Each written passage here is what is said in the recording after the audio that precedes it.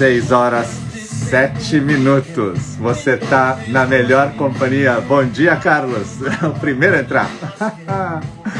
Bom dia, Luan. Como vai? 6h07. Um pouco fresquinho no Rio Grande do Sul, mas agradável como sempre. Você está no programa Café da Manhã com Registro de Imóveis.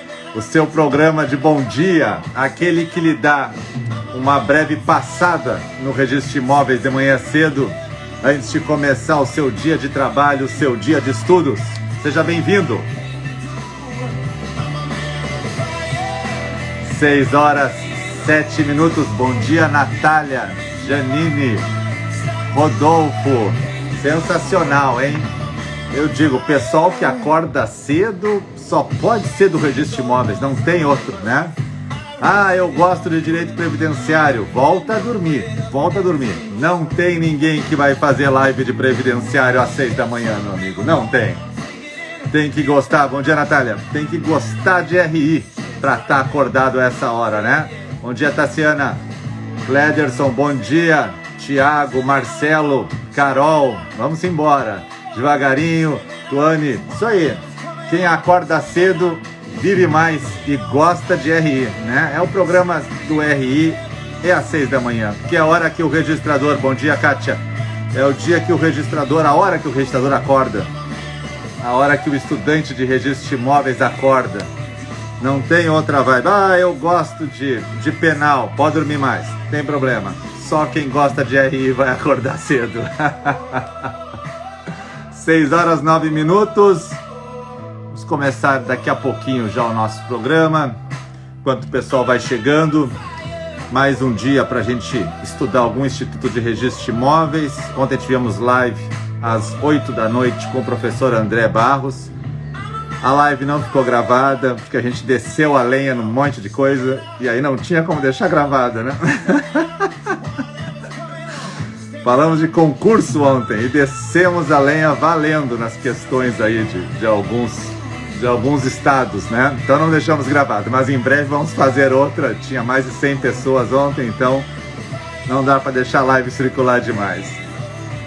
6h09, 29 pessoas na sala, só alegria. Se você gosta de RI, você está acordado. Se você está na cama ainda pensando em acordar, eu vou te dizer uma coisa, levanta, vai pro banheiro, lava esse rosto, pega o seu café, vai fazer aquela frutinha, aquele ovo e vamos embora. Vamos embora que é a hora de acordar, é agora. É a hora de estudar registro de imóveis com o café da manhã aqui. Vamos nessa. 6h10. Muito bom dia a todos. Estamos de volta aí com 30 pessoas na sala, mantendo a tradição da abertura, porque no encerramento a gente sempre tem mais, o pessoal vai acordando durante a manhã, né?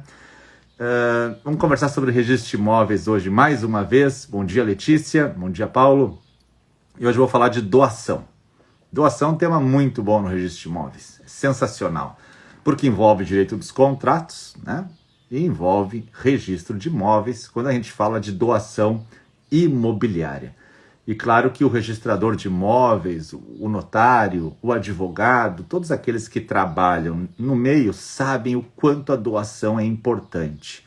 Por que a doação é importante? Porque ela envolve muito também o direito de família. Muitas vezes envolve o direito de família. Bom dia, Gilmar. Bom dia. Alguns nomes eu não consigo ver, né? Porque estão nomes diferentes, né? Mas saúdo a todos. Por que a doação envolve direito de família? Porque é comum que o pai doe para o filho, né? É comum o avô doar para um neto. Então a doação envolve direito de família, envolve registro de imóveis, envolve direitos dos contratos. Também vou falar do município, quando o município doa uma área para alguém, para construir uma indústria, coloca o encargo de gerar empregos, também envolve direito administrativo. Então a doação é um contrato presente em vários ramos e ela sempre cruza pela porta do registro de imóveis. Não adianta. A doação faz parte da vida do registrador de imóveis. Então a primeira questão na doação importante é que ela é um contrato que exige aceitação. Exige aceitação. Então, toda doação eu tenho que aceitar. Claro que existem alguns detalhes no código em relação, por exemplo, à doação a um absolutamente incapaz. Então, quando a doação é pura, ele nem precisa aceitar, tudo bem. Mas a doação, em regra, ela precisa de uma aceitação. E basta você pensar na seguinte hipótese. Imagine que eu quero doar para você um imóvel. Você tem que aceitar. Se eu fizer a escritura no tabelionato sem a sua assinatura, eu vou ter que te comunicar, te dar um prazo para você aceitar. Agora imagina se eu levo essa escritura no registro de imóveis. Olha, eu estou doando isso aqui para o meu amigo. E ele nem sabe. Então, por óbvio, ele precisa assinar isso, aceitar isso. A aceitação na doação é um elemento da doação, um elemento do contrato. E não raro chega no registro de imóveis, olha, eu fiz uma doação para fulano, para o meu filho maior de idade. Ele aceitou? Não. Então, o senhor tem que notificar ele para aceitar, porque precisa. Ah, achei que não precisava. Precisa. Agora, o interessante é que o silêncio pode ser uma manifestação de vontade. Vocês já pararam para pensar que o silêncio, muitas vezes, é um sim?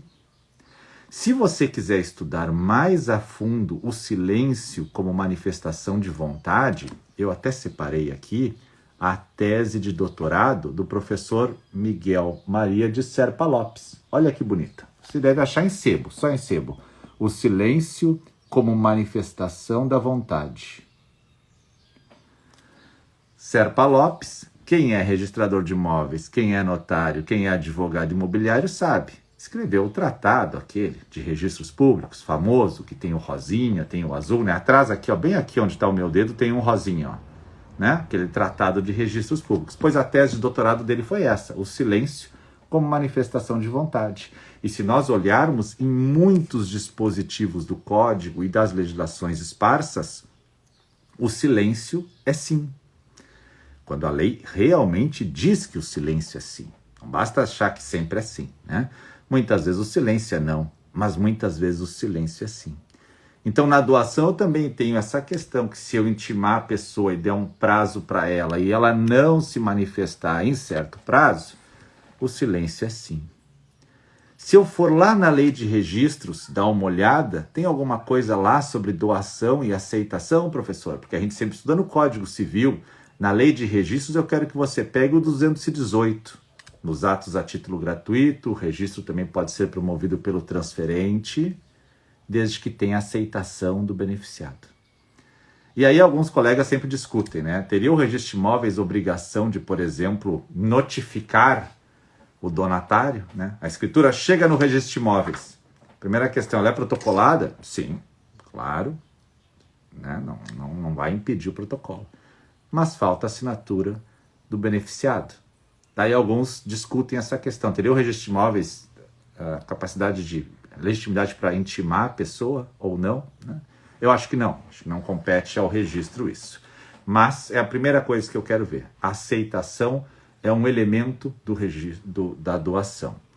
51 pessoas na sala e subindo. Olha só acorda cedo quem gosta de RI, né? Impressionante. O pessoal que gosta de RI não tem, eles acordam cedo. Não adianta. Se eu dissesse hoje é uma live de previdenciário, cara, eu estar sozinho falando aqui. Sozinho, não adianta. Uma live de títulos de crédito, sozinho, não adianta, né? Tem que ser live de RI para o pessoal acordar, né? A doação vai seguir também a regra do artigo 108. Aquela acima de 30 salários mínimos se exige escritura pública, né, para doação. Perfeito. Agora, os pontos polêmicos da doação, e são vários, né? O primeiro deles é a chamada doação para duas pessoas, ou doação conjuntiva. Veja que interessante, doação conjuntiva. Se você pegar o código, ele vai dizer assim, doação para duas pessoas, presume-se em regra, metade para cada uma. Tudo bem. Tá? Tudo bem, beleza. Agora, se a doação for para marido e mulher, para cônjuges, ó, já não falamos em companheiro aqui, primeira polêmica, eu vou deixar aqui do ladinho a história do companheiro para a gente pegar depois. Se a doação for para marido e mulher, então surge um direito de acrescer legal, porque está na lei, está lá no 551. Então, se eu e a minha esposa recebemos um imóvel de doação, eu venho a falecer, o imóvel passa todo para ela. Direito de acrescer, legal.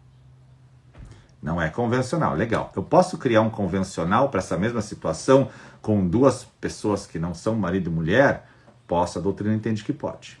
Beleza. Então, no direito de acrescer legal, eu recebo uma doação, eu e minha esposa. E eu vindo a falecer, ela recebe a outra metade. E o entendimento é que isso aqui é feito por averbação, e que não tem tributação. Mesmo assim, você deve submeter à fazenda para ver se tem tributação ou não. Daqui a pouco toma um tiro no pé aí, né? Então, submete, mas é por averbação que vai passar. Genial, esse é o entendimento dominante. Agora, as polêmicas começam na doação conjuntiva, né? Quando as pessoas casam, aquela família mosaico, né? Eu venho do meu casamento com meus filhos e você também tem seus filhos e a gente casa. Beleza. Então a gente casa e aí, quem traz isso é o Nelson Rosenwald no livro dele. E aí vem a doação para nós dois, casal. Eu tenho os filhos do meu primeiro casamento, você tem os filhos do seu casamento. E nós recebemos os dois a doação. Beleza. Eu venho a falecer. Direito de acrescer para você. O bem não entra no inventário. Agora, quando ela, minha esposa, falecer, quem são os herdeiros dela? São os filhos dela. Você percebe que os meus filhos ficaram sem a herança. Olha que engenharia que o código nos proporciona às vezes, né? Então, se você analisar, isso está no Código Civil comentado do professor Nelson e do Pedro. Então, se você olhar, é uma coisa estranha. Eu vou repetir. Doação conjuntiva. Para duas pessoas, presume-se meio a meio. Se for marido e mulher, direito de acrescer.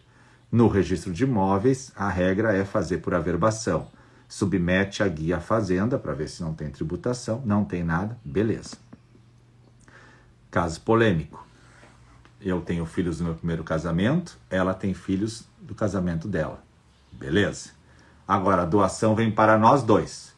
Eu venho a falecer, não entra em inventário. Vai para ela a minha parte do bem. Ela falece, o bem é todo dos filhos dela.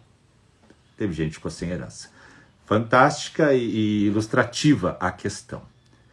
Outra questão polêmica no direito de acrescer na doação. A lei fala a doação para marido e mulher. Presume-se, então, que há o direito, é para os dois e há o direito de acrescer.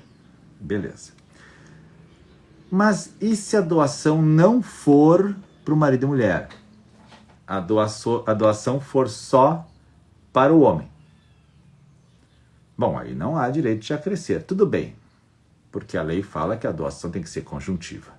Mas e se eu sou casado na comunhão universal de bens?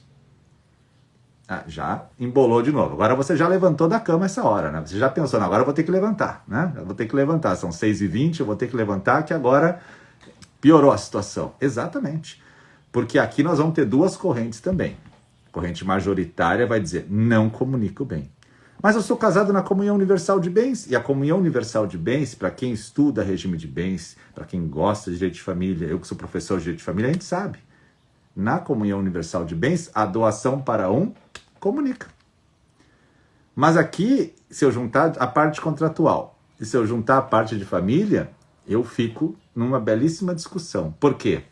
Porque a doação veio para o marido, né, o homem, casado na comunhão universal, comunicou. Mas não vai ter o direito de acrescer pela doutrina majoritária, e tem jurisprudência disso também. Por quê? Porque ela não foi conjuntiva a doação, não foi para os dois, foi para um só. Ah, mas comunicou. Tudo bem, comunicou, mas não há direito de acrescer. A doação, para ter direito de acrescer, tem que ser aos dois. Isso é uma tese. A outra tese, que vinga aqui no Rio Grande do Sul, se você procurar no Google vai achar, que o Lamana Paiva escreve, e eu particularmente concordo com ele, mas acho que nós somos minoria, então a gente só apresenta o posicionamento, né? É que a doação ao marido comunica. Então, se comunica, há o direito de acrescer, né? comunhão universal de bens. Mas, como nós somos minoritários, eu só quero que você saiba que tem esses dois posicionamentos. Mas o majoritário é esse, e a jurisprudência também é nesse sentido. O direito de acrescer na doação ocorre quando a doação é a duas pessoas, marido e mulher. Ali, direito de acrescer legal.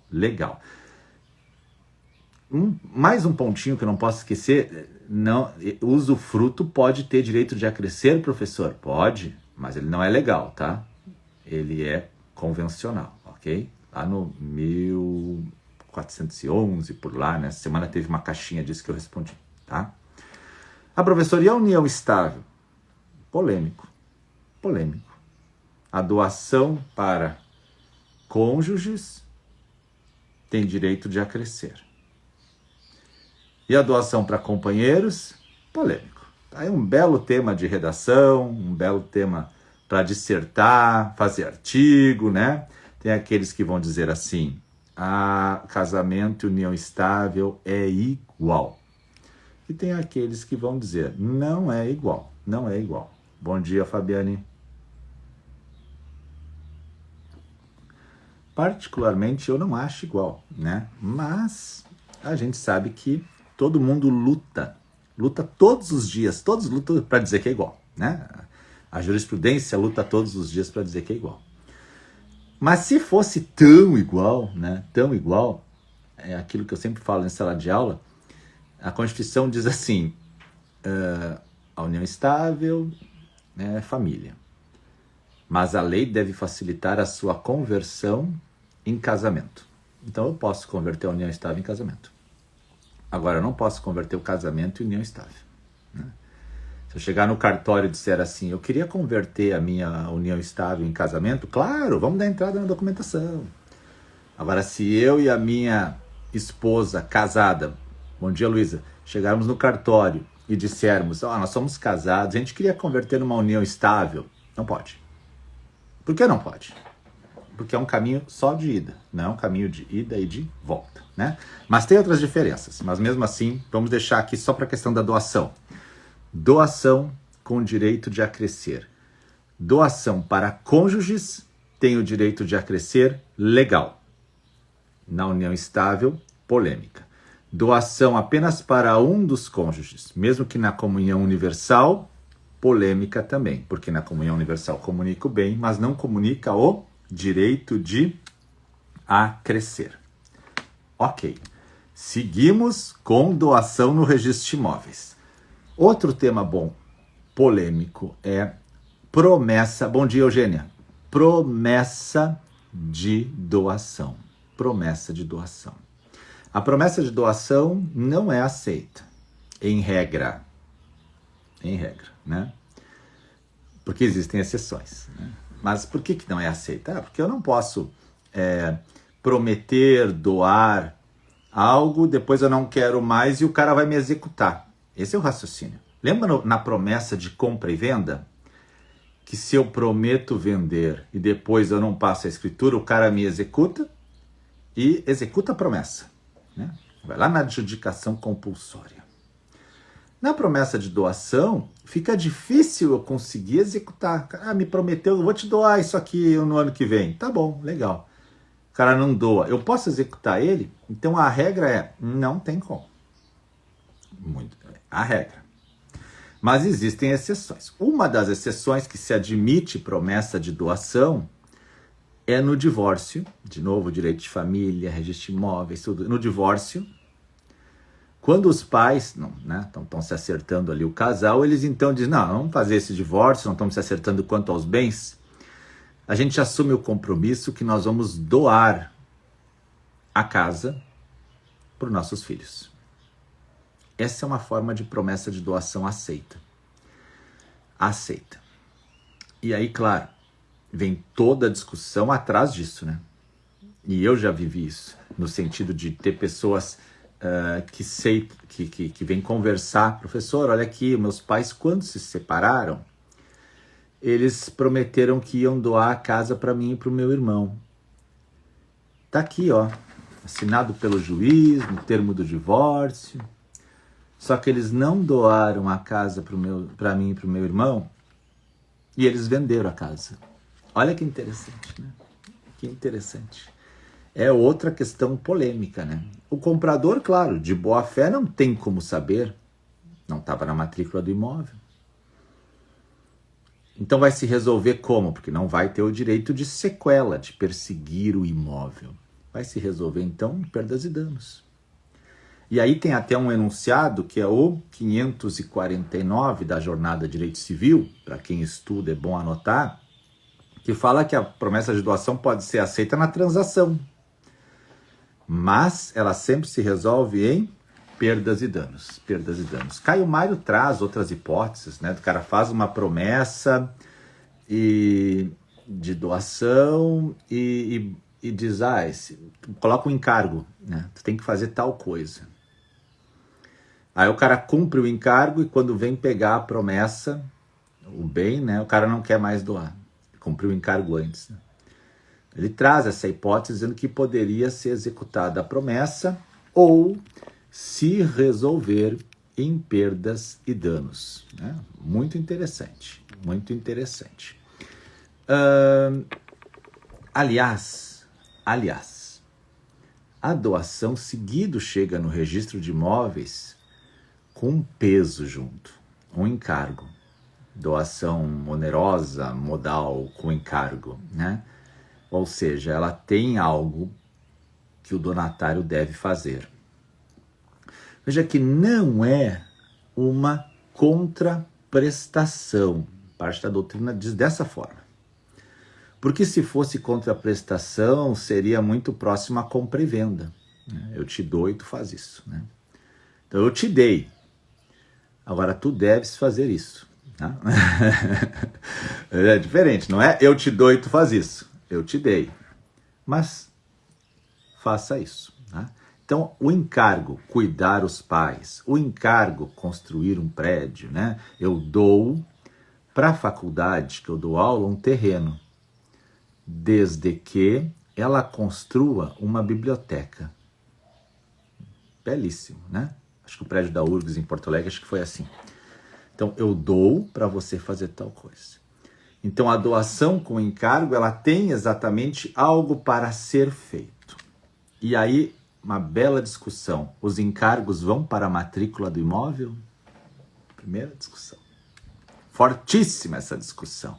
O professor Carlos Elias escreveu um artigo no Migalhas sobre isso no final do ano. Muito bacana o artigo dele.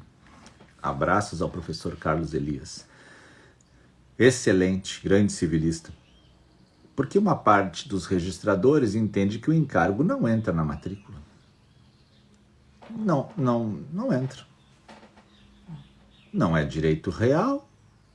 O que vai entrar na matrícula? E a outra parte dos registradores, da qual eu faço parte, entende que o encargo entra na matrícula. Mas por quê?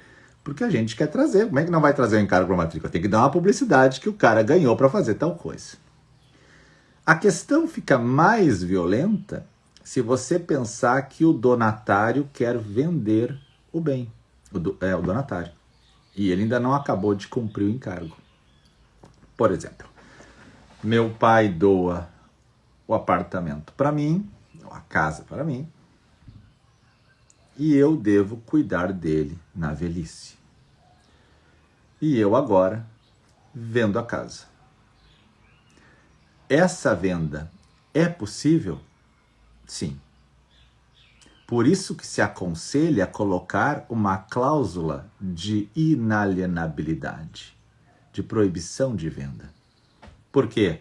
Porque aí, enquanto meu pai for vivo, eu não posso vender o imóvel. Seria uma doação com encargos e cláusula de inalienabilidade. Olha que linda ficou a escritura, hein? Maravilha. Belíssima. Poderia fazer ainda uma doação com reserva de usufruto para o pai, para a mãe. Com encargos e com cláusula de inalienabilidade. Olha que negócio jurídico lindo que ficou. Agora, quando não se coloca a cláusula de inalienabilidade, o que acontece? O bem é passível de venda. Então eu recebo a doação com o encargo de cuidar do meu pai. Mas aí eu vendo. E aqui, de novo, a doutrina trabalha essas questões. Se eu doar o bem, tá? Meu pai doou para mim e eu tenho que cuidar do meu pai. E eu pego e dou o bem. E abandono meu pai pode revogar a doação. Beleza.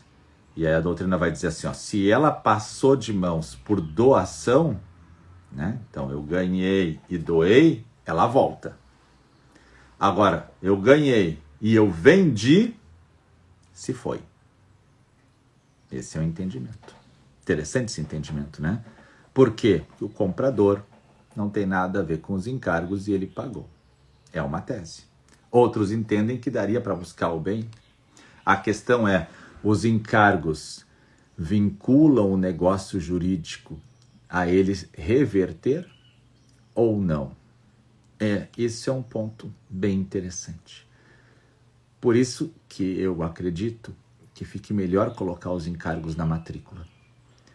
Mas, se eu não me engano, a prova do Rio Grande do Sul de concurso tinha um encargo, né? Que era derrubar um galpão, né? Não sei se vocês lembram dessa prova agora, faz um ano a prova. Tinha um encargo de derrubar um galpão, se eu não me engano. E eu não coloquei. Era um ônus, cara. Comprava, doava, não lembro agora da prova. Mas tinha alguma coisa de derrubar um galpão.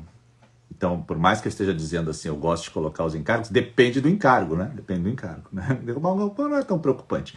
Agora, cuidar do doador já me parece mais importante.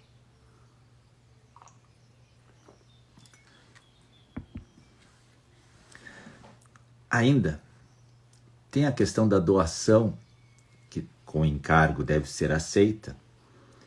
Sempre tem que ser muito aceita essa doação expressa, né? Porque tem um encargo para cumprir, né? Tem um encargo para cumprir. E aí o Clóvis Bevilacqua, ele traz uma questão assim muito legal, muito legal. Ele vai dizer assim, o doador faz a escritura de doação e coloca o encargo.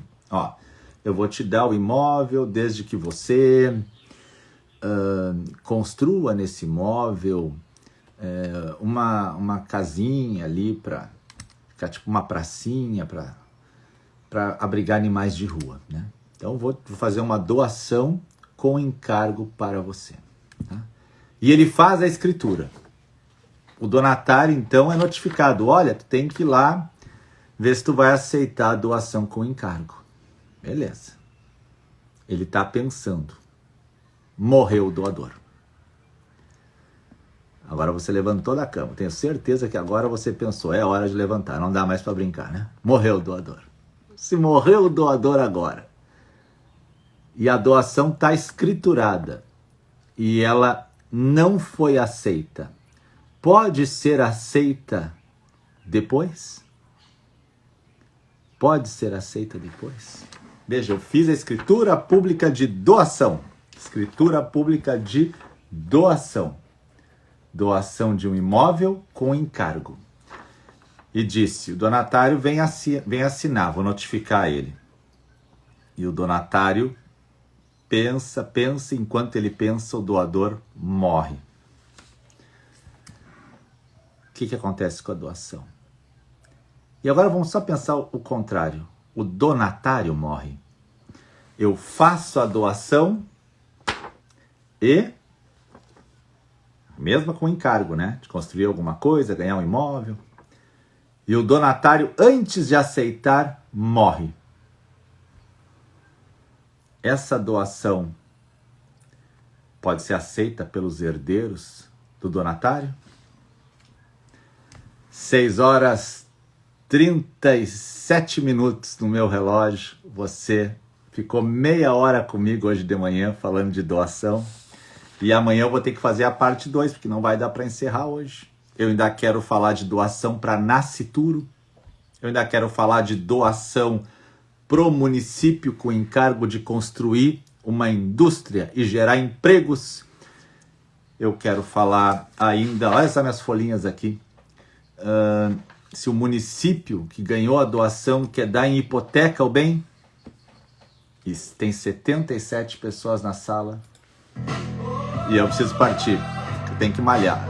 Amanhã, a segunda parte, doação imobiliária.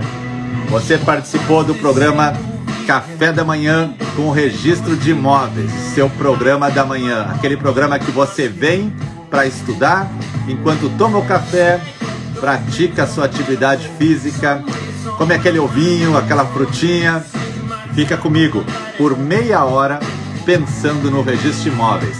Deixa o pessoal do direito previdenciário dormir, deixa o pessoal do direito criminal dormir. Aqui é registro de imóveis raiz. Bom dia para você. Às 9h07 eu tenho Conversando com o Professor Salomão, com a Carol hoje. E à noite eu tenho o presidente da OAB do Estado do Rio Grande do Sul, professor Dr. Ricardo Breyer. Dia de lives hoje. Seguimos. Um abraço para você. Obrigado pela sua companhia. Obrigado pelo seu carinho. Tchau, pessoal. Até amanhã.